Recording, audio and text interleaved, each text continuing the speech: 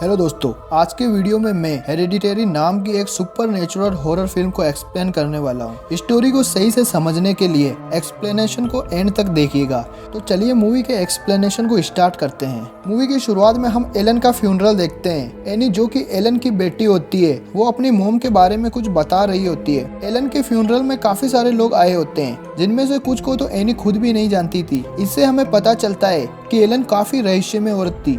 Elon की dead body पर हम एक लॉकेट देखते हैं, जिस पर एक अजीब सा साइन बना होता है। इस साइन को याद रखिएगा, क्योंकि ये इस मूवी में काफी इंपॉर्टेंट रोल प्ले करने वाला है। एनी यहाँ से जाने के बाद अपनी मोम का बॉक्स चेक करती है। इसमें एनी को एक बुक मिलती है, जिसमें लिखा होता है कि हमारे सेक्रीफाइस हमें इनाम जरूर देंगे। एनी वो बुक रखकर जा ही रही होती है कि तभी उसे अपनी मोम की एक झलक दिखती है। इससे वो डर जाती है और जब लाइट ऑन करती है तो वहाँ कोई नहीं होता। इसके बाद हमें स्कूल का सीन दिखाया जाता है और हमें पता चलता है कि चार्ली काफी अजीब लड़की होती है, जो हमेशा कुछ न कुछ बनाती रहती है और अगले ही पल वो सीजर से एक चिड़िया का गला काटती है। सीन चेंज होता है और हम पीटर को देखते हैं, जिसे एक पार्टी के लिए इनविटेशन आया होता है। पीटर अपनी मोम से झूठ बोलता है कि उसे किसी स्कूल इवेंट में जाना है। इसके लिए उसकी मोम मान जाती है, लेकिन वो चार्ली को भी उसके साथ भेजती है। तभी वो एक वुडन पोल के सामने से गुजरते हैं, जिसपे वही निशान बना होता है जो ग्रैंडपा के लॉकेट पर था।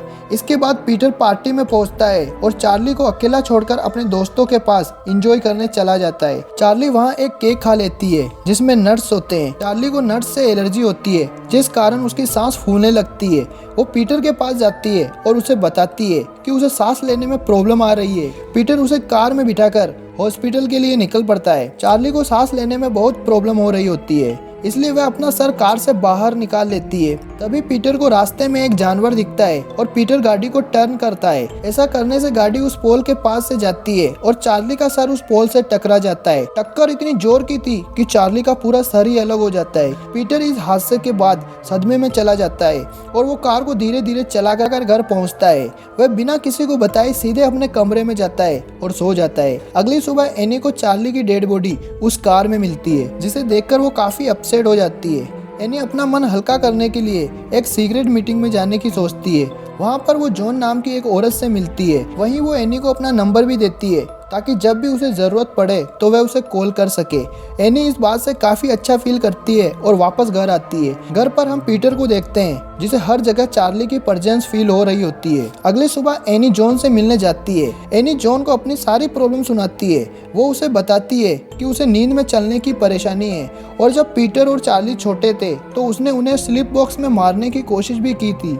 इसके बाद डिनर पर एनी और स्टीव के बीच फाइट होती है। इससे हमें पता चलता है कि इस फैमिली की दूरियां बढ़ती जा रही है। अगली सुबह जॉन एनी को बताती है कि उसने एक रिचुअल परफॉर्मेंस की, जिसकी मदद से उसने अपने ग्रैंडसन से बात की। वो एनी को भी ये रिचुअल करके दिखाती है। एनी को अपने आसपास किसी की प्रेजेंस फील होती है और एनी इन सब से डर जाती है और वापस अपने घर जाने लगती है, जिस पे जॉन उसे रोकती है और उसे एक पेपर देती है, जिस पर इस रिचुअल को करने की प्रक्रिया लिखी थी। रात को जब एनी अपने बेड पर होती है तो उसे अपने आसपास ढेर सारी चींटियां दिखती है। वो उठती है और देखती है कि पीटर के पूरे मुंह पर ढेर सारी चींटियां होती है और एकदम से पीटर उठता है और उस पे से सारी चींटियां गायब हो जाती है। यहाँ एनी पीटर से कुछ अजीब सी बातें बोल देती है, जैसे कि वो उसकी मोम कभी बनना ही नहीं चाहती थी। ये सुनकर पीटर काफी दुखी हो जाता है और एनी के एक्सप्रेशन बहुत बदल चुके होते हैं। तभी एकदम से एनी जागती है और हमें पता चलता है कि यह सिर्फ एक सपना था। इसके बाद एनी सबके साथ मिलकर एक रिचुअल परफॉर्मेंस करने का डिसाइड करती है। तभी वहाँ पड़ा ग्लास अपने आप मूव करने लगता है। इसे देखकर पीटर और स्टीव डर जाते हैं। एनी चार्ली की तरह बात करती है। स्टीव एनी पर पानी डालता है और तब जाकर वो होश में आती है।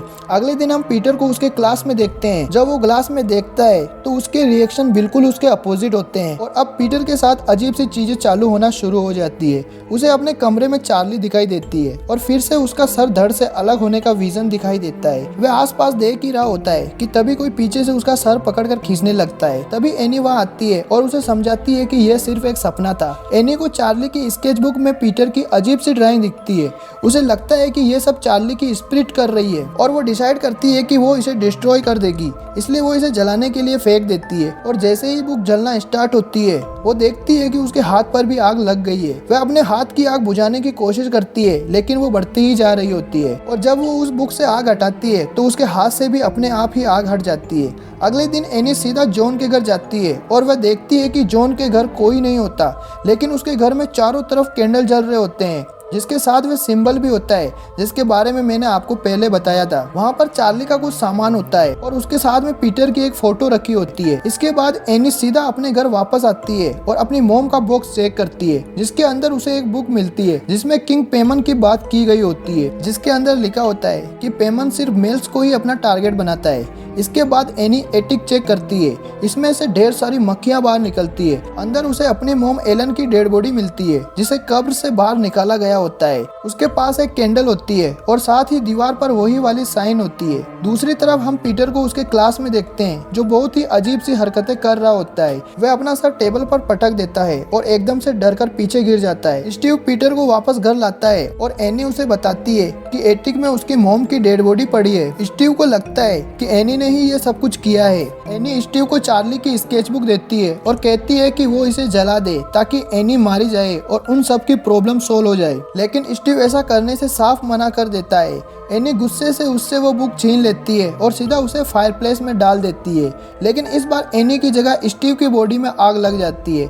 एनी ये सब देखकर सदमे में चली जाती है, लेकिन तभी उसके पास अजीब सी लाइट आती है और उसके एक्सप्रेशन एकदम से बदल जाते हैं। रात को पीटर की आंख खुलती है और हम देखते हैं कि उसके पीछे से कोई दीवार पे चलकर जाता है। वो नीचे आता है और अपने डैड को मरा हुआ पाता है। इसी बीच हम उसके पीछे किसी को देखते हैं और तभी एनी पीटर के पीछे भागती है और वो एटिक में जाकर छिप जाता है। क्योंकि एनी प्रोजेज होती है इसलिए वो एटिक से उल्टा लटक कर अपना सर पीटने लगती है। जैसे ही एनी शांत होती है पीटर पीछे मुड़ता है और उसे कैंडल्स के बीच अपनी फोटो दिखती है। तभी वह ऊपर देखता है तो उसे एनी दिखती है जो पियानो वायर से अपना गला काट रही होती है। पीटर ये सब देखकर डर जाता है और सीधा खिड़की से कूदकर बाहर चला जाता है। तभी हम देखते हैं कि पीटर पर भी वही सेम लाइट आती है। इसके बाद हम एनी की डेड बॉडी को देखते हैं जिसका सर नहीं होता और वह अपने आप उड़ के ट्री हाउस में जा रही होती है। पीटर के चेहरे से भी सब डर गायब हो चुका होता है। पीटर भी उस ट्री हाउस में पहुंचता है जहां उसे किंग पेमन का स्टेचू मिलता है जिसके ऊपर चार्ली का सर होता है। यहाँ पर पीटर को एक क्राउन पहनाया जाता है और सब उसे पेमन कहकर बुला रहे होते हैं। मूवी के एंडिंग सीन में हम पीटर को एक किंग की तरह देखते हैं क्योंकि उस पे पेमन किंग पूरी तरह से हावी हो चुका होता है। इसका मतलब इन सब के पीछे पीटर ही था और यहीं ये मूवी एंड हो जाती है। तो दोस्तों कैसी लगी आपको ये वीडियो? मैं मिलता हूँ आपसे अगली वीडियो में।